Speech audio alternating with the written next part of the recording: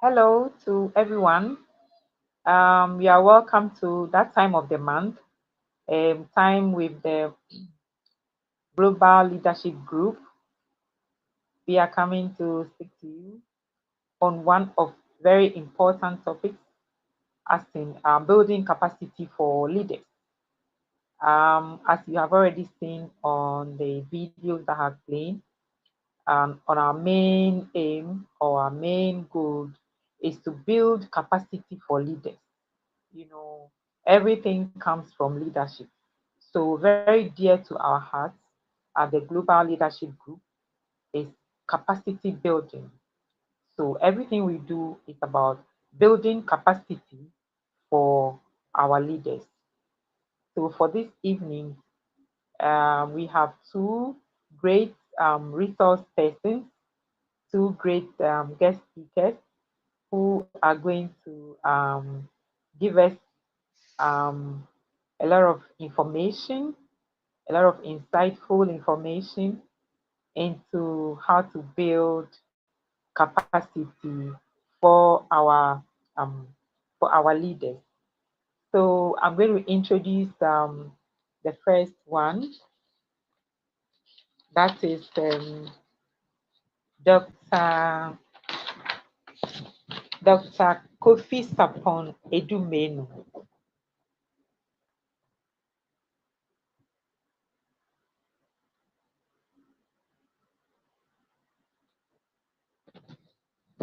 Okay. Hello, Dr. Kofi Sapon Edumenu. You are welcome to the studio. Thank you very much. Okay.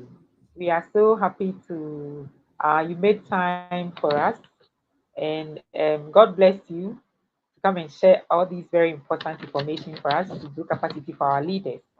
So, by way of introduction, Thank you. Dr. Kofi Sapon, yeah, Dr. Kofi Sapon Menu is a senior lecturer in computer science at the Department of Computer Science, University of Ghana, Lagos. He is an academic with over 45 publications and a consultant with rich experience. He's an old boy from Prempeh College, a proud Amanfo. He received his BSc in computer science from Valley View University, an MPhil in computer science from Kwame Nkrumah University of Science and Technology, and a PhD in computer science from the University of Ghana. His current research interests include wireless sensor networks for environmental monitoring applications, cloud computing, application IT in education and society, data warehousing, data cleansing and programming. He is an educational technology consultant for UNESCO and World Education for the Center for National Distance Learning and Opening School, an agency under the Ministry of Education. He serves on several committees at the University of Ghana. He is a program assessor for the Ghana Tertiary Education Commission. He founded Ladies in Tech Ghana, an association that empowers female in computer science related programs at tertiary and secondary cycle institutions. He is a mentor, a leader, and tech enthusiastic. At leisure, he listens to music, surfs the internet, and plays games. Wow, wow. Doctor, you are really, really loaded. God bless you for making time to join us. God bless you. Thank you. And welcome. Thank you. God And bless you. our second guest, bless you too.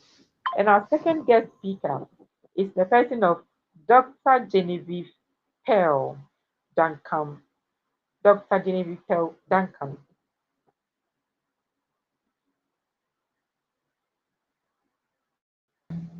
Good evening. Hello, Dr. Genevieve. You are Good welcome to evening. the studio. Thank you. Great. I'm so happy you were able to make time of your busy schedule to come and share deep knowledge on this topic in order to build capacity for our leaders globally. God bless you. You're welcome. Great.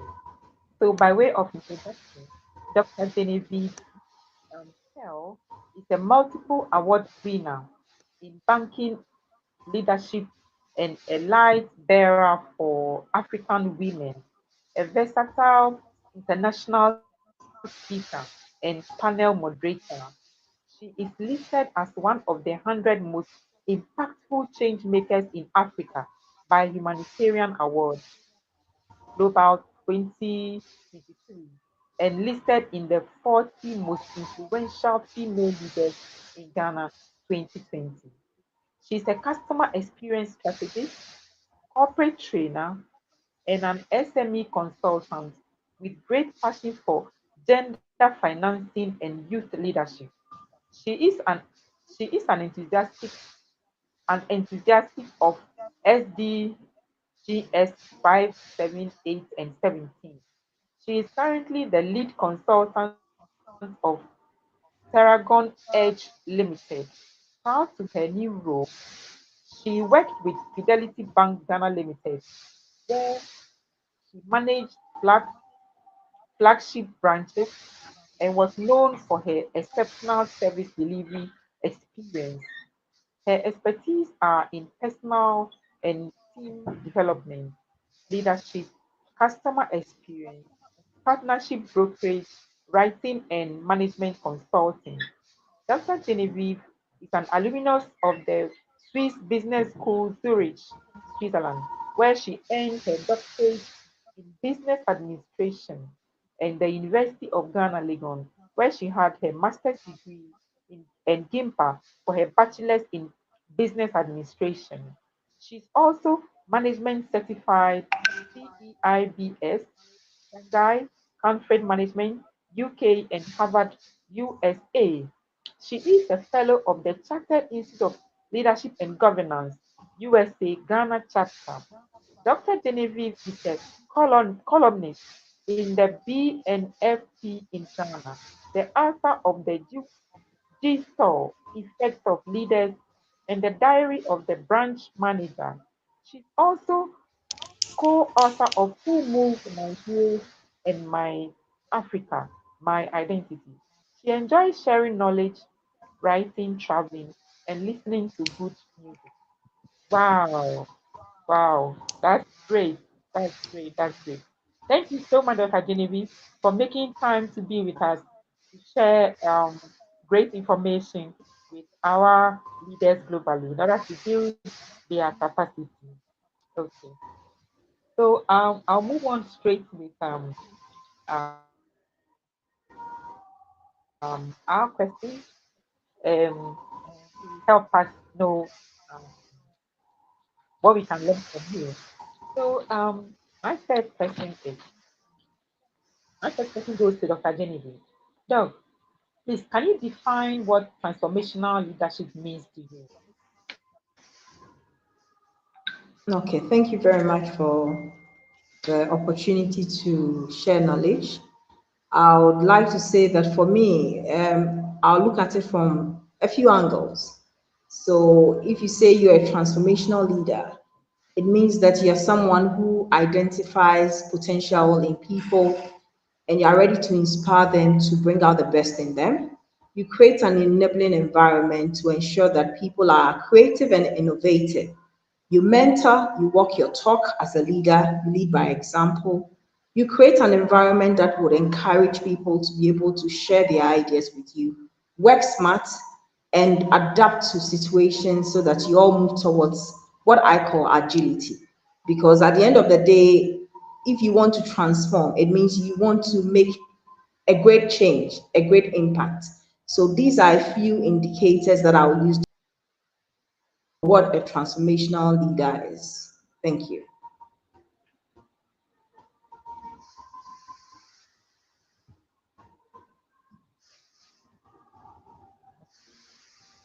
Okay, all right. Okay, thank you. Okay, so if I may ask, what inspired your focus on the intersection of education and leadership? I would say that for me, everyone is a leader. You are a leader in your own right. I mean, leadership, like we all know, has different levels.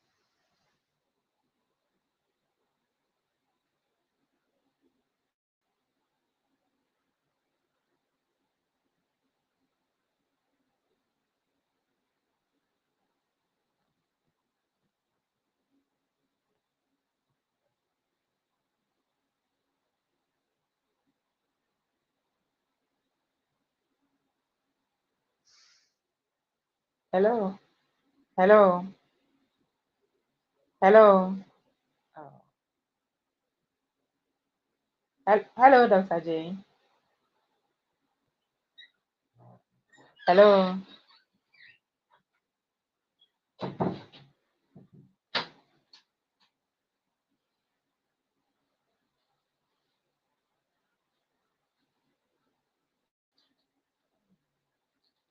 hello, Dr. Genevieve. Please, can you hear me?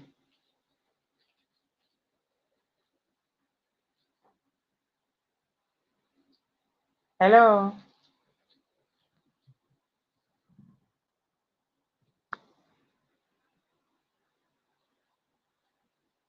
um, Dr. Genevieve. I don't know if you can hear me.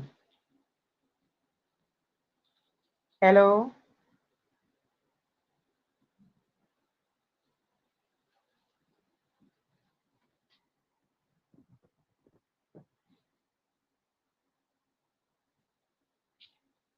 hello.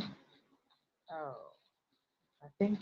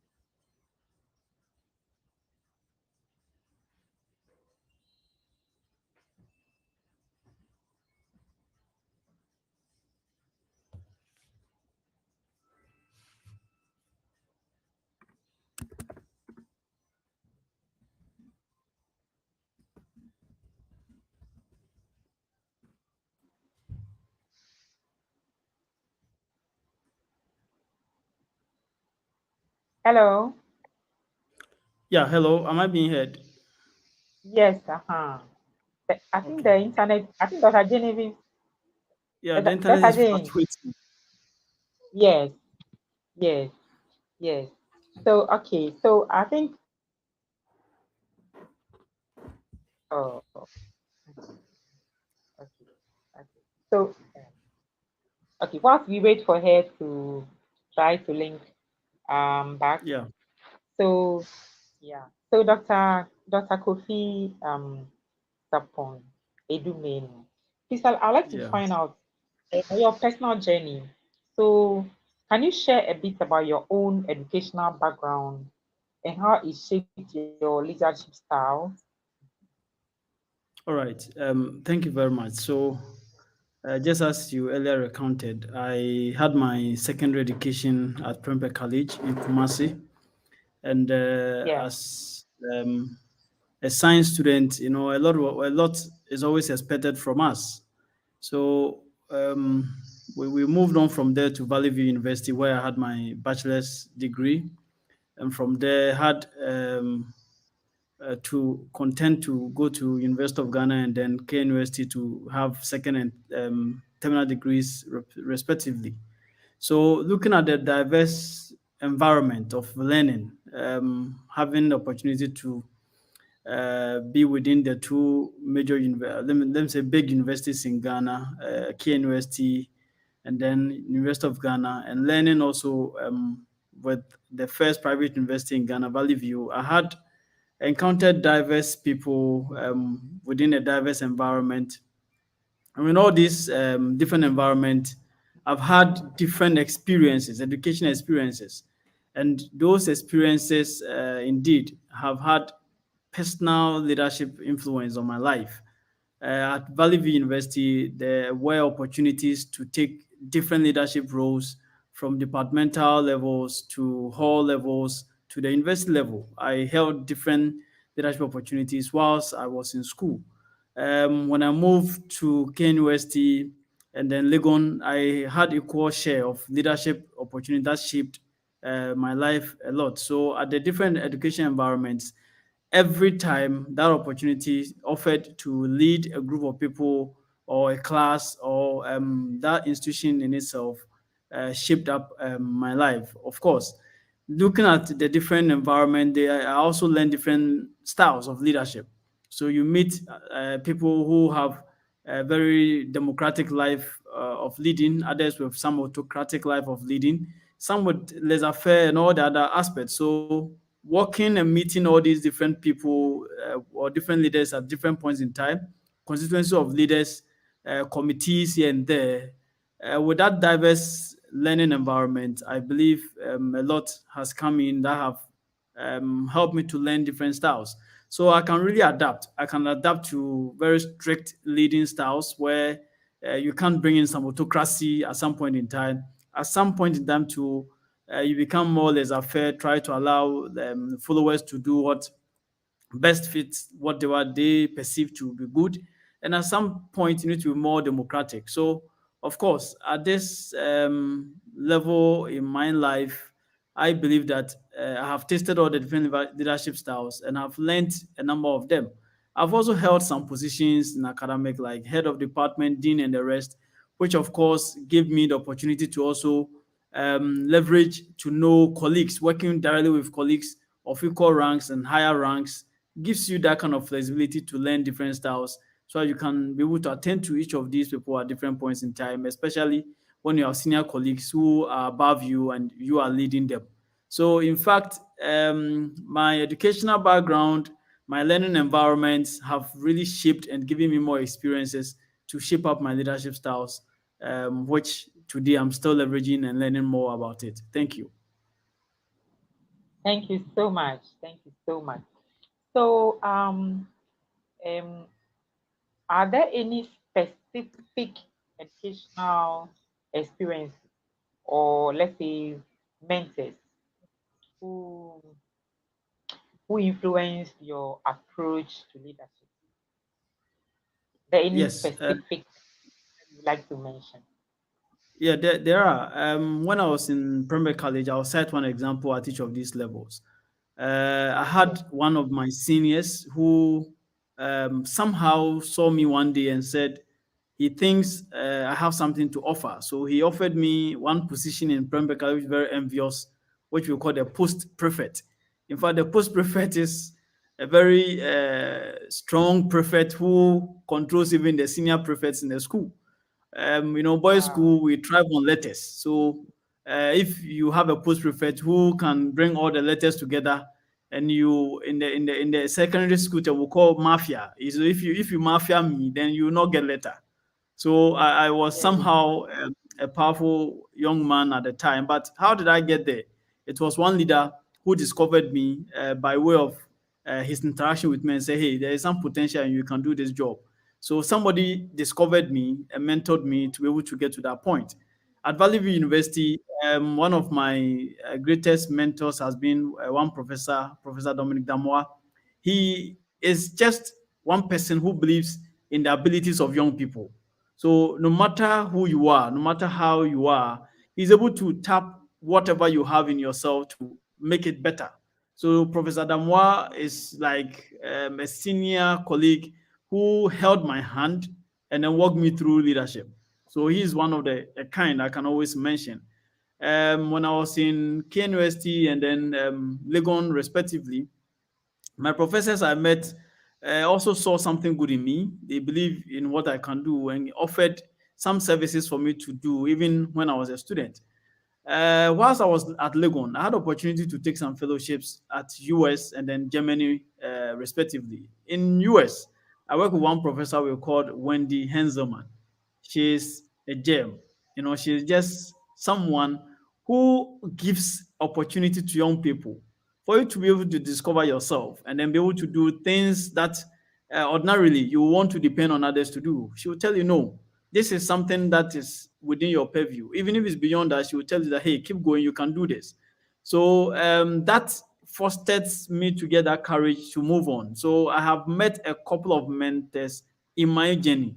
People held my hand, people directed me, they shaped me up. And then I learned a lot from other people I also came in contact with, especially those I work with directly in the labs.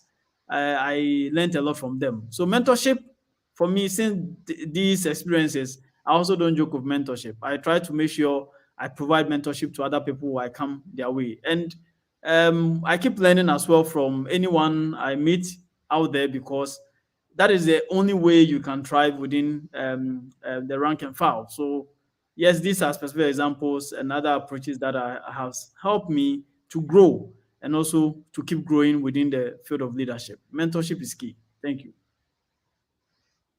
Thank you so much. Thank you so much. So, in summary, mentorship is key. Mentorship is key. Okay. Dr. Genevieve, you are welcome back. You are welcome back. Thank you. Today, technology is really Okay. playing up with us. Yeah, Seriously. Seriously. it- it's Seriously. like that. Seriously. It serves us right, but Yeah. sometimes we are downs. Yeah. Yeah. Yeah. Yeah. Yeah. Yeah. Yeah. So this one goes to Dr. Genevieve. It's about the role of education. So, what do you believe are the key components of a good education for an aspiring transformational leader? What do you believe Thank you. are the key components of a good education for aspiring transformational leaders? Okay, thank you very much. So, because we are all Africans, I'll start from that angle and say, um, I don't want to use a negative word, but I'm not getting any good word to use than to say, we've had a particular way of our educational system where it's more of chew poor pass forget sort of. We don't find that practical way of learning, that hands-on approach of learning. And so what I would say is that as leaders, we've all come from a particular path. I had all my education, I would say, from the very basic one all through university in Ghana. But I didn't leave it there.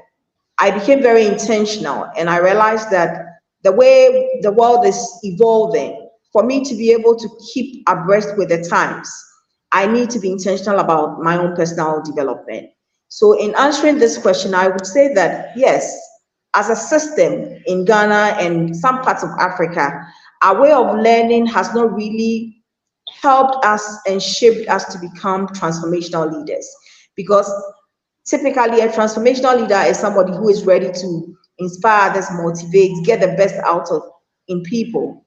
So if I have not come from that path, teaching others will be very difficult. So what do you do? That is the question. And as leaders, we solve problems. So what I would say is that on your own, yes, you might be in the typical African or Ghanaian academic or educational system. But how do you learn towards becoming a transformational leader? I heard Doc talk about mentorship. You need to get people who have been there, people who have walked that path, and you can learn from people who have been, I would say, have actually gotten the best out of a different form of educational system. So you put the or you marry the two. So this is what we have, but we can always learn and adapt from other cultures. I would use my own self as an example. Yes, I went through my educational system here, but it didn't end there.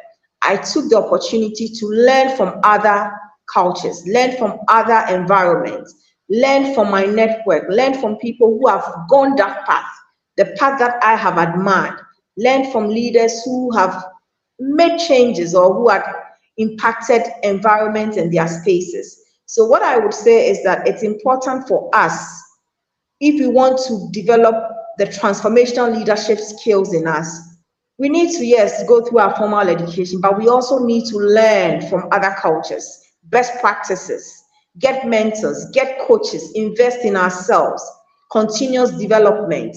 There are so many, the list is very long, but maybe these are a few things I would want to share and say that don't relent, don't sit back and don't think that somebody needs to do it for you. You need to take it up and be intentional about it and go for what you think you want. That is how I would put it. Thank you so much. Thank you so much, Dr. Jenny. That's You very will. educated. So my next question still goes to you. Yeah. Which is, are there any specific curriculum changes or teaching methodologies you would advocate for to help our leaders, you know, up their game? Are there any Yes. specific curriculum changes or teaching you advocate for? Yes, I would say yes. I think that as a system, one of the things I have learned, I mean, we all admire different educational systems, but I particularly love the practical way of learning. Teaching young people how to work in teams, teaching them leadership skills right from the onset. And like I said, we are all leaders in our own right, but in the institutional arena, I think we should add a few things to our curriculum. We should add critical thinking. People need to learn how to be creative, but you cannot be creative if the environment is not conducive and it's not enabling. We need to teach people the smartest way to do things. I always say, I don't want to use the phrase think outside the box. Think as if there is no box. Because when you think as if there is a box and you're going outside the box, you are still limited in a way. But I love to think like there is no box. So I'm thinking wild. Let me use that word. I'm thinking wild. I'm going beyond what I think I can assume. So I'm giving myself the opportunity to think. And I think this is how I want us to start learning. We need to add critical thinking to the curriculum. I don't know, I'm not a policy maker, but I can advocate. So I'm Sure. throwing it out there to Doc, who is in the university teaching. I teach, but not in the formal sector. So I'm throwing it out to our policymakers and our educational institutions that look, it is high time we up our game. Let's add curriculum, or let's add to our curriculum critical thinking, analytical thinking. Let's allow the kids to analyze. Let's give them research topics. Let them go and find out and come and present. Let's give them that room that look, there is no right or wrong answer. Let's move away from the way we teach our kids in school. They need to pass exams for us to think that they are doing well. I love the IB curriculum, that is the International Baccalaureate, because the profile teaches you how to be inquisitive. It teaches you how to research, how to acquire skills. It teaches you how to care for others. It teaches you how to be a human. It teaches you how to have a balanced life. So if you look at the curriculum, I think that it is something that we can adapt. We don't necessarily have to change from the British curriculum to the American curriculum. All the curriculums are good, but they all have their bats. So let's pick and choose the good ones and add to our curriculum as a country or as a society. I think when we pick and choose and add and enriches our curriculum and makes it more holistic, it would groom our children right from beginning. It would help young people to know that look, if I grow and I become a leader wherever I find myself, it is not all for me. It is not grab it to yourself, or it is all for you and your family members. The caring nature would let you remember that what I get, I need to give back to society. I need to help others to also get there. The thinking would help you to realize that If I don't do ABC, the ripple effects, it will come back to me. The balanced life will make you understand that as much as you are working so hard, you need to take care of your health. A transformational leader is somebody who does not just work and create impact, but you're also looking at what you can do and make sure that you live longer. You make sure that the country, the job you find yourself in, there is productivity, there is greatness, everybody is happy, we are motivated to work and get the results that we all want to get. That is how we transform things. And then we get the impacts that we want as a community and as a society. So I would say that we need to adapt best practices, change and add on a few things to our curriculum. And I think once we do that, then we are on the journey of transforming the younger ones who are coming to take over from the older leaders who would definitely have to go. And succession planning is one thing I want to emphasize, that as leaders, it is important for us to remember that we would phase out. In a few years' time, I'll not get the energy to be doing this. Prof will not get the energy to be doing this. The other ones that we have brought up, we have groomed, our mentees will take over from us. So let us remember that as leaders, because we are talking about transformational leadership, we need to enjoy teaching others, grooming others, mentoring others, building capacity and empowering others to take over from us. Thank you. Thank you. Wow, thank you so much. That's very true. Succession planning is very, very important. Otherwise, like you're saying, when we face out, then all the good ideas that we have to, change things or to impact our generational leaders would face out with us. So I agree with you 100%. Thank you for that insight. So, Dr. Kofi Sapon, this one goes to you. It's about challenges and solutions.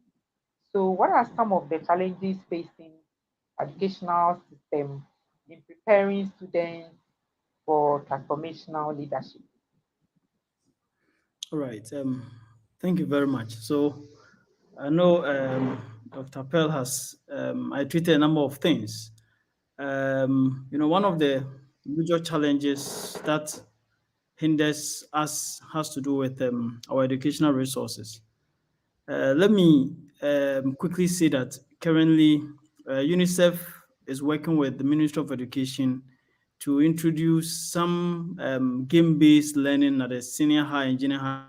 to help Hello.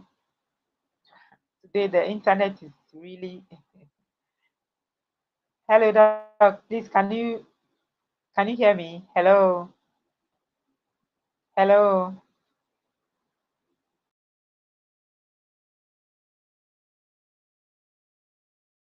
I think the internet is is not at its best this evening. Yeah. Sorry, am I being heard now? Hello.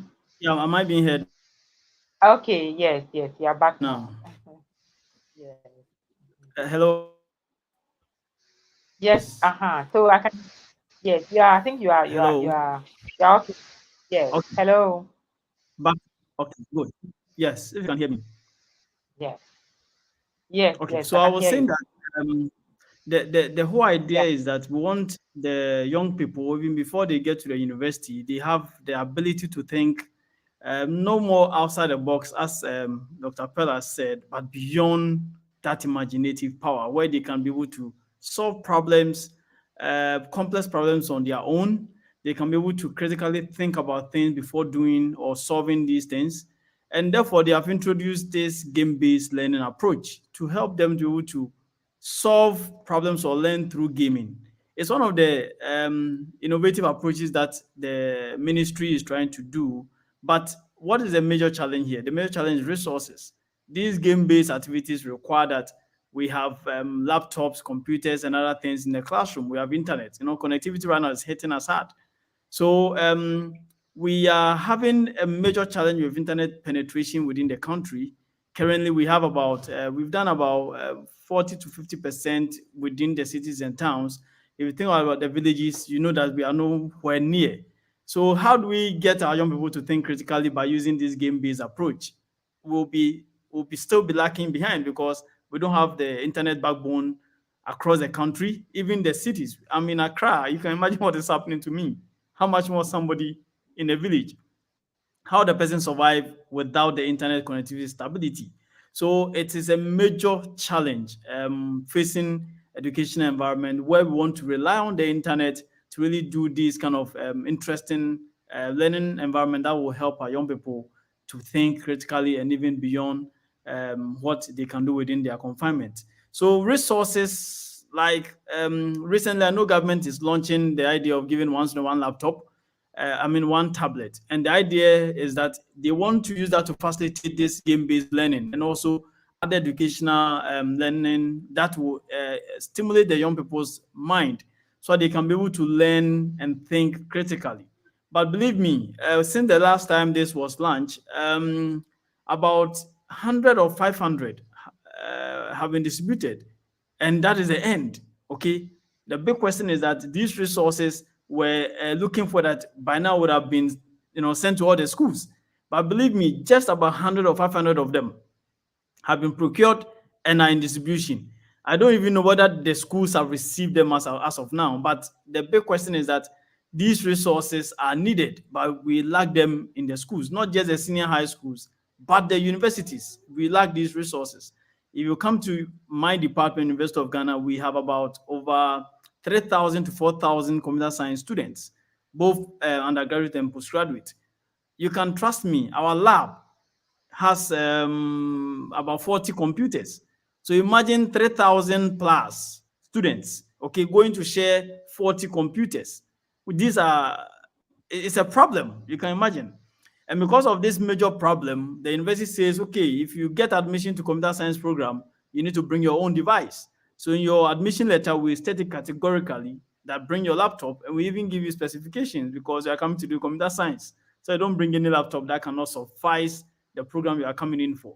So resources is a major, major, major hurdle. And I believe that if we're able to overcome these resource challenges, constraints, then we can get to where Dr. Pell wants us to reach, where we can just go beyond our imagination and do what we have to do. Imagine a young person who is coming to computer science program and the parents cannot afford a 7,000 Ghana cedi laptop because if you want to really play well within our field, you need an i7, which will be like around, let's say 7,000 Ghana cedis or even more. You can imagine if they can't pay that, they can't have that, then the child will come to school trying to rely on the 40 laptop or computer that we have in the lab, which is resource hungry. Everybody is going for it because I've said we have about 3,000 plus. Everyone is going for it. How would this young person survive? So you need to begin thinking about that as a major, major, major challenge. Now, the curricula she talked about, yes, we are working very hard to make sure we align our curriculum to the 21st century skills. In recent times, all the curriculum being developed, we are targeting young people having 21st century skills, which is the critical thinking, creativity, problem solving skills, and among others. So then, if we're able to tap into this, then we need to have curriculum that is learner-centered, that gives opportunity to the learners to do more than what the instructors are going to do. Interestingly, as we attempted to shape our curriculum, then AI came in full force. At least the last year till now, we know how ChatGPT and all its variants are doing so much within the academic setting. As we speak, academia is shaking because we are still not sure what to do. Whether we give our students or young people all the access to these resources, whether we do it or not, they have it already. But how do we, as instructors, be able to leverage their creative thinking by setting new forms of questions. Remember, we have been doing our old set of questions for many years. So we ourselves moving away from that traditional setting to a new form where we need to instigate their mind is a challenge. It will take us some time. We're still going to set those questions that they can easily give to these tools, and the tools will give them the feedback easily. But at least give us the next 2, 3 years, 4 years, 5 years, and then we also, as faculty, will diversify our thinking cap and then be able to now set questions that even ChatGPT will have to think beyond certain parameters to find answers for these young people. That's what we are looking at. So you are right. We are tapping into curriculum to ensure that we align things very well, to ensure that we don't do the same old curriculum that has affected us over the years, but at least get things better placed in there. So you are very right, Dr. Pearl, that our curriculum needs to be upped. We are upping it, but unfortunately, as we began the upping process, ChatGPT and all the AI tools have come in, and it's shaking us. I must confess to you, it's shaking our foundations, because we are still not too sure how to really get along with our young people, so that they don't just put out questions, which are straightforward questions, of course. You've been in the universities, we have not been setting so many questions that will get people to think creatively or to critically think and solve these problems. So it's a major setback that we are working very hard to ensure that we can get at. Then aside that, one of the biggest threats in our environment has been we not paying attention to people's learning styles. People have different learning styles, but we have treated everybody in the same way.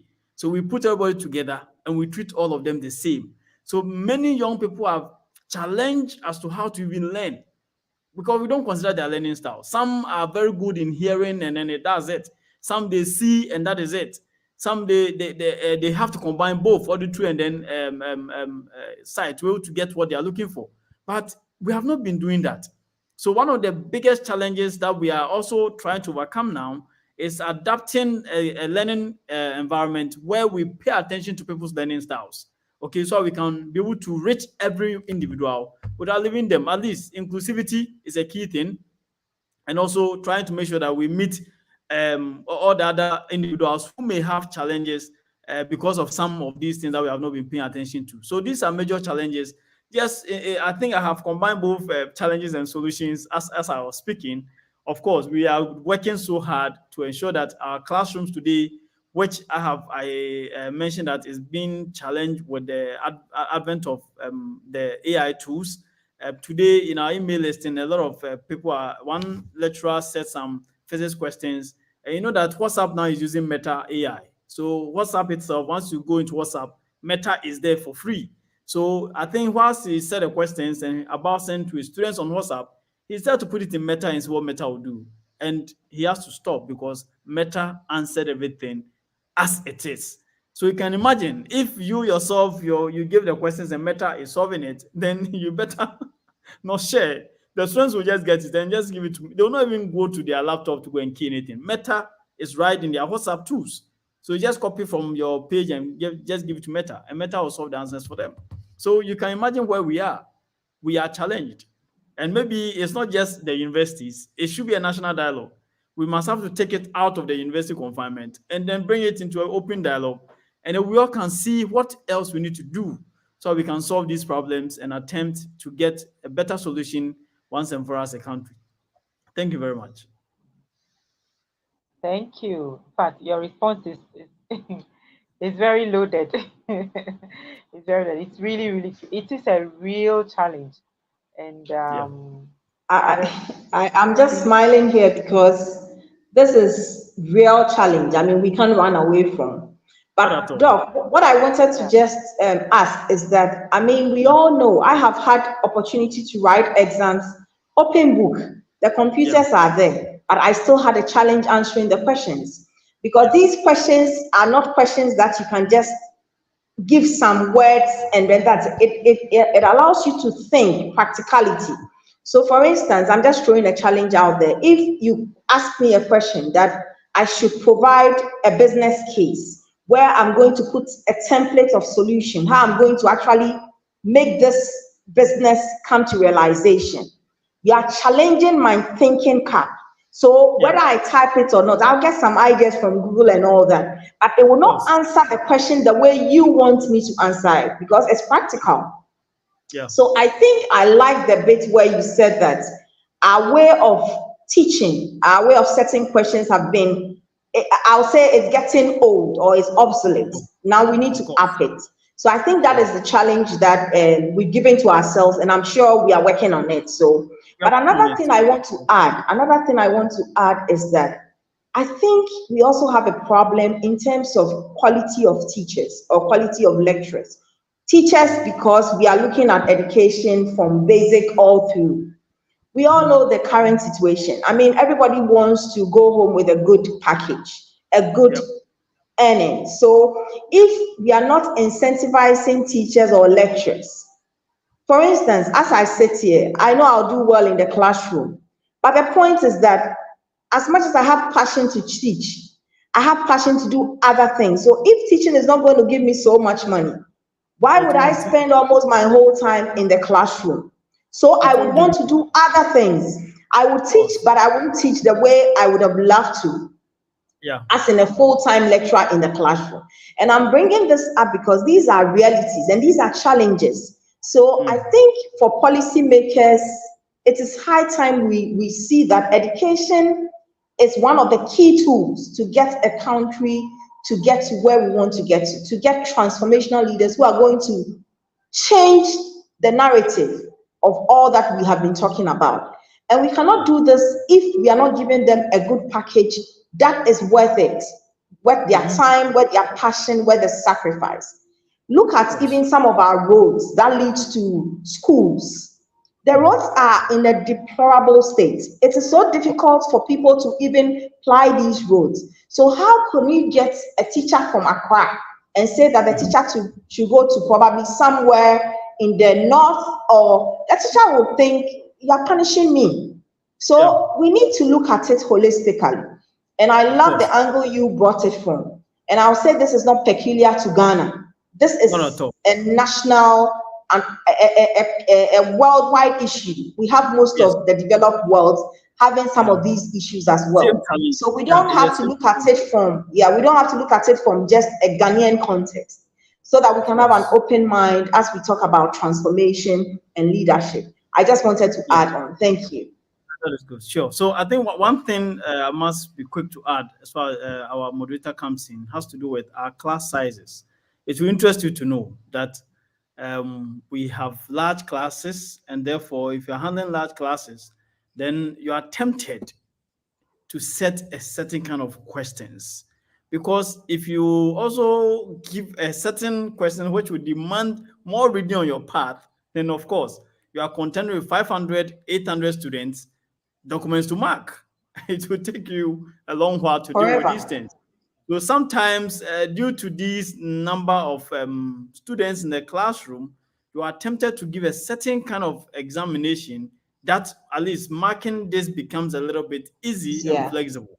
So at least you can give feedback, because giving feedback to students is also one of the key things that allows students to know where they are and also build their transformational skills. So if you don't, you just take them and you can't give feedback, then you better if you don't give it. So we are encouraged to also make sure that once you give the exercises, you have to give feedback and even discuss the feedback. So the challenges are multifaceted, but of course, we need to take it from somewhere so we can really get the best for the country and also beyond. Thank you. It's interesting. I think we are going to spend a bit of time here because for me, this is my passion. My point Right. is that we continuously produce a lot of students, like you are saying, 500 students and all that. When Yep. we give them the feedback and they are okay and all that, we prepare them, they get out. No jobs, because a lot of them, about 70% of our students from school, are not ready for the work environment. I have to be very honest with you. They are not ready in terms of solving issues, in terms of readiness to manage themselves and their time. They are not ready. And Yeah. so I think we have a serious issue, and I'm happy that we've started a conversation like this. And I'm sure it should go beyond this platform. Yeah. So I would end here for now. On this, I would end here for now. All right. Yeah, yeah. Very interesting. In fact, the discussions are going very well. and we are all benefiting from it. And in fact, you are just hitting the nail on the head correctly. I mean, the educational system we have are not helping a lot of students in one lecture room or one class. The tools that are needed and all that are not enough. True, true, true. By the time the Yeah. student completes a degree or all that, he's not well equipped for the job. I am an HR Yeah. director. So I really, what you are saying is true. We conduct interviews and it's very difficult to find people who have the right skill sets and everything to be able to deliver certain roles. So you are not going to pick them despite all their grade A's and all that. And now you're going to Hmm. teach on the job and everything. So I mean, I truly agree with what you're saying. My next question, even your answers have gone into that already. So I think I'll jump and go to the other one, which is measuring impact.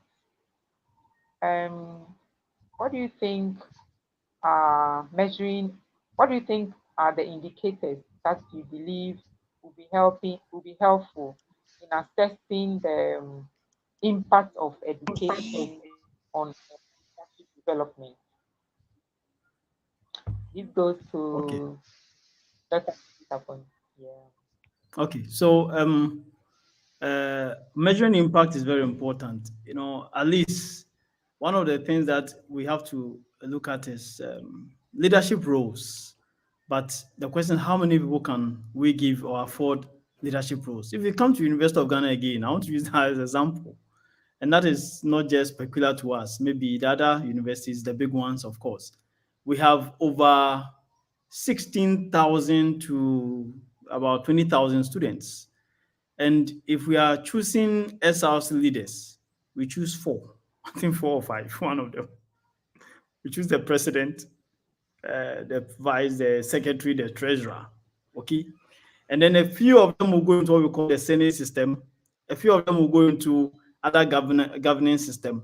So you can get less than 0.00001% of the population who would taste leadership.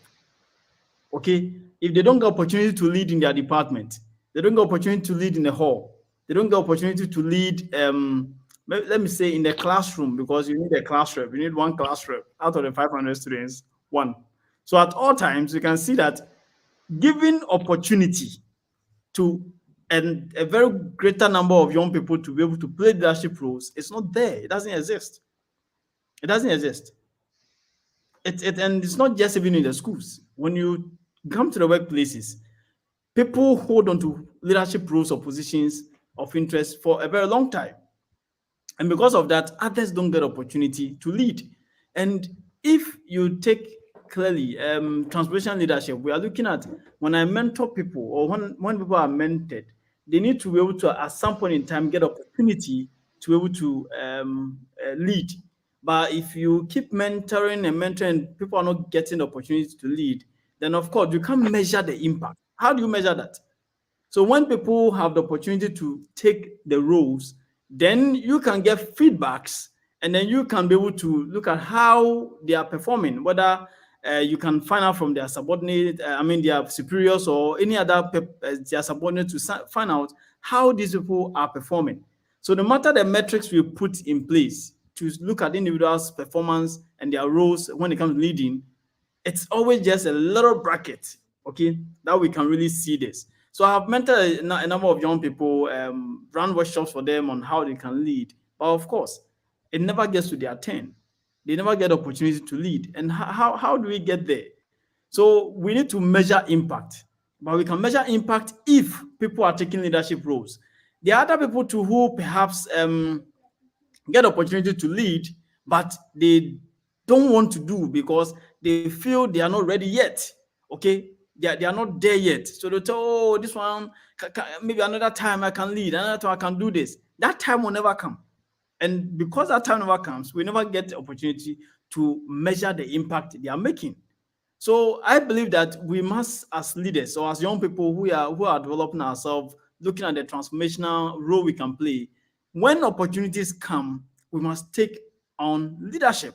If you don't take it, then you are not ready for it. And if you're not ready for it, we can't measure any form of impact. We can't see whether those who mentored you, are they seeing that whatever they have put or guided you to do, how reflective are these things coming out? So I believe that it's very important we get people to understand that when you have gone through leading or when you have followed somebody at some point, you need to take the mantle. At least Elijah and Elisha, one took the mantle from the other. And that tells you that at some point, how were we going to measure Elisha's leadership performance?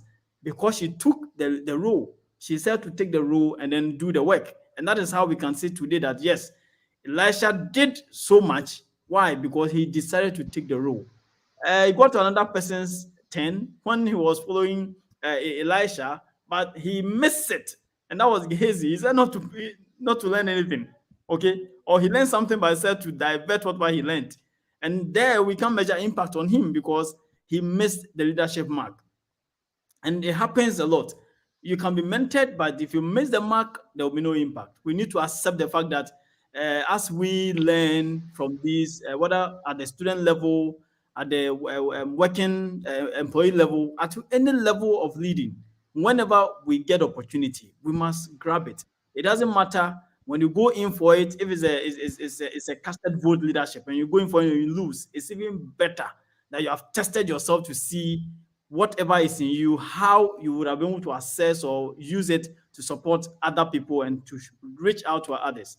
If you do that, then of course we can measure the impact. So of course, as I sit here, the only way people can see I'm playing my leading role is for me to be assessed. So if I take the head of department role, at some point my subordinates will assess me to see whether I'm doing well and I'm worth to even continue. Perhaps if I take a role at church, my youth members will have to measure to see whether I was worth it.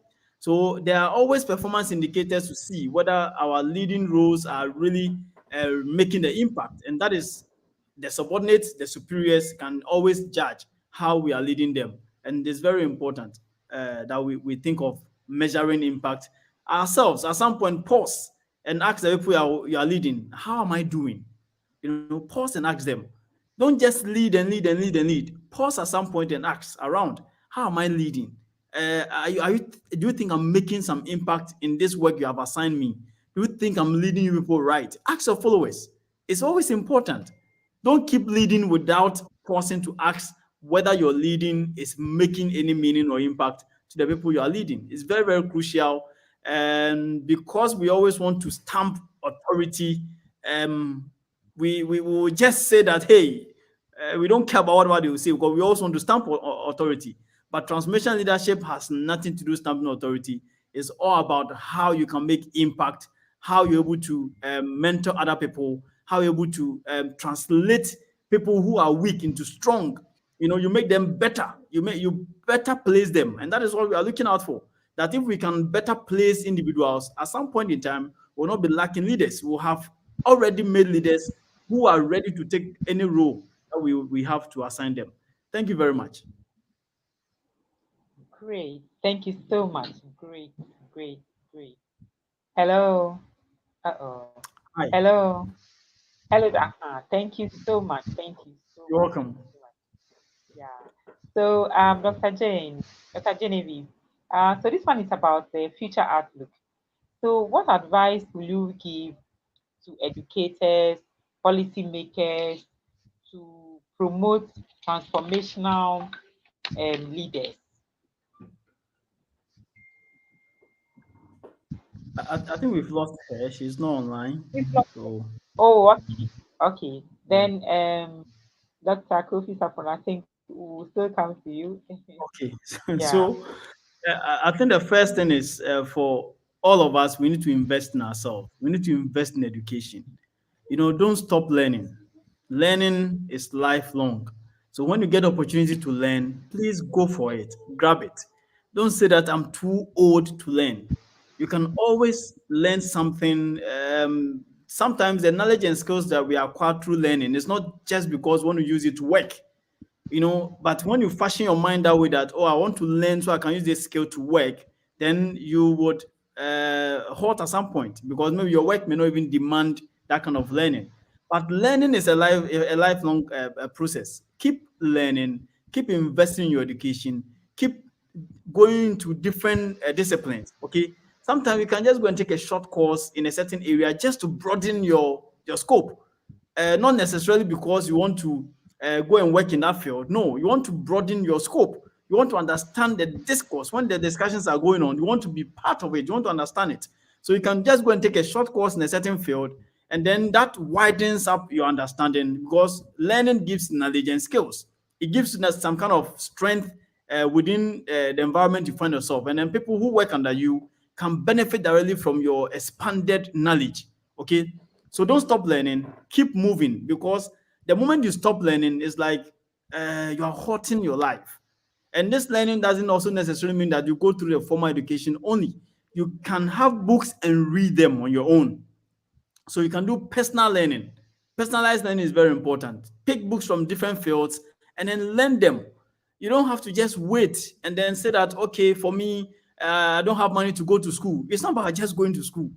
You can simply learn. And today, look at the AI tools available. You can learn anything you want to.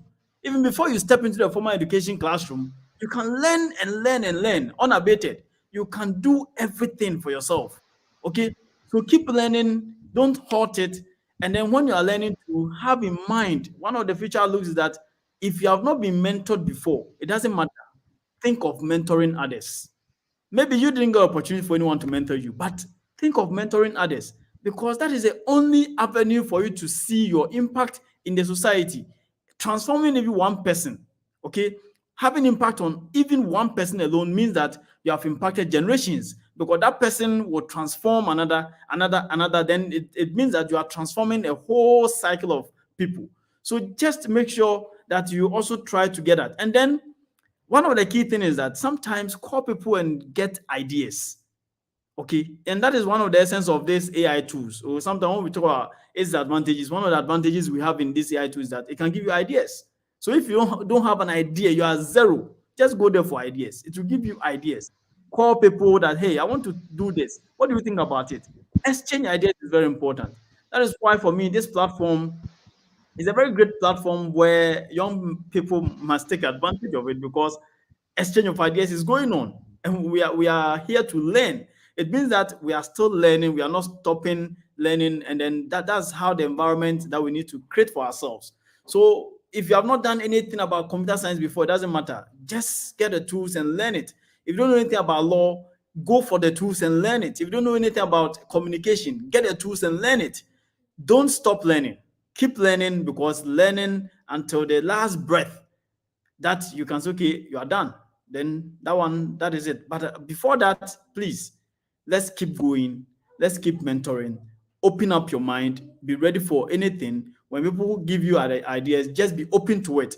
You can think about it, pick what you think is good for you, and then leave the ones that you think are not good for you. But be open to ideas, because it's out of an idea that you can make your next move in life. It's very important. So I believe that our future outlook as transformation leaders, let's think of these few things: investing in our education, encouraging lifelong learning, getting ideas from other people, and then building a strong mentorship network. Thank you very much. Since Dr. Genevieve says she will add up some of the things. Thank you so much. I guess your closing remarks, right? Yes, the future outlook. It was Yes. about more onto the future outlook. Yeah, Okay. Internet has not been friendly to us today. I tell you. Yes, yes, that didn't be at all. Okay, so So I heard you talk about lifelong learning Yeah, and mentorship and all that. So, in adding up, I would say that I think there are a few call to actions if we really want to move from where we are now to where we yeah, want to get to. So, just to add up, I'll say it's important for us to get exposure. The world has yep, become a small village, they say global village, very, very yeah, small now. If you've not gotten any exposure and you think you are high up there, you must be lying to yourself. We keep yeah, learning, like Doc said, continuous lifelong learning. Invest in yourselves. Don't feel that your organization should do it for you. Take opportunities. For instance, this platform that we have is a platform for us to all engage, share knowledge, and learn. Don't despise some of these platforms. Because it's free, most times we despise them, we don't take them seriously. I always say to my mentees that I've invested a lot of money taking short courses. Some are not even relevant to my career, but Yeah. today I understand why I did all these things. So don't stop investing in yourself. Continuous development is very, very critical. Involve yourself in community development, involve yourself in mentorship, involve yourself in getting to support and learn from others. Volunteer and do so many things that you might think that is a waste of your time today, but tomorrow you would understand that volunteerism is something that would gain you so many opportunities that you ask yourself that, was this what I was actually in for? Join Mhm. valuable networks. Yep. Join valuable networks. Don't just be involved in everything, but it's also very critical for you to get involved in one or two valuable networks that will add to you Value. and give you value, because they say our network is our net worth. It is very true. It is not just the same. But I will add Mm. that don't abuse your network. When we open up, don't abuse the relationship. Don't keep calling at all times, sending messages about wanting help, wanting money, because everybody is going through their own challenges. So when people open up to you, don't abuse it. That is one of the things that I want to share. And it's not just for the youth, even amongst our kind of friends, our caliber of friends. Some people do abuse relationship. Don't just call me when you need me.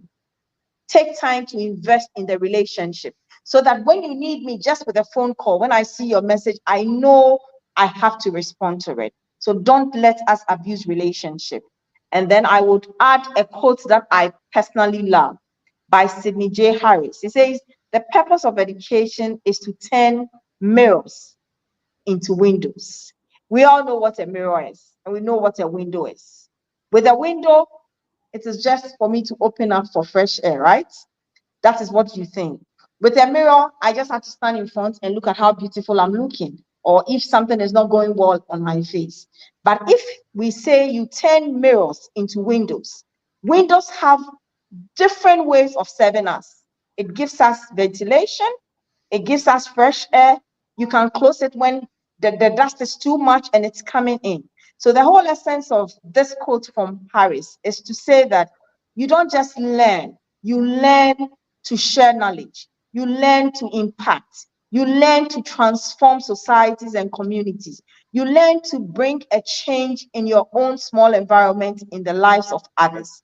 So that is how I want us to look at transformation.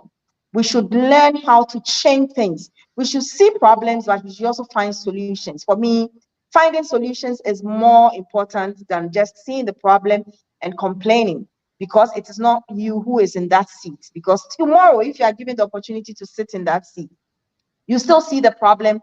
And so the problem is not the issue. Just do it by solving it. Thank you. Thank you so much. Thank you so much. Thank you so much. It's been very insightful. We've learned a lot. We've learned a lot from, both of you. I said it from the beginning that our two guest speakers are really, really loaded, and I am not wrong at all. Thank you so much. All too soon, we've spent about an hour, so we have to end it here. And then I want to say a very big thank you. There are some questions in the chat section, but we'll forward them, and then we'll give responses to them. I'm assuring them that we'll give the response to them. But for now, we have to end it here. And I'm sure I think you've given your closing remarks in your summary. In your summary. Yeah. So I'm just ending here by saying thank you on behalf of all our viewers. Thank you so much on behalf of Dr. Tete, Reverend Tete, and all the executives. Thank you so much to our viewers and our two resource persons. God bless you and see you next month by this time. Bye bye. Bye. Thank you too. Bye. Thank you for the opportunity.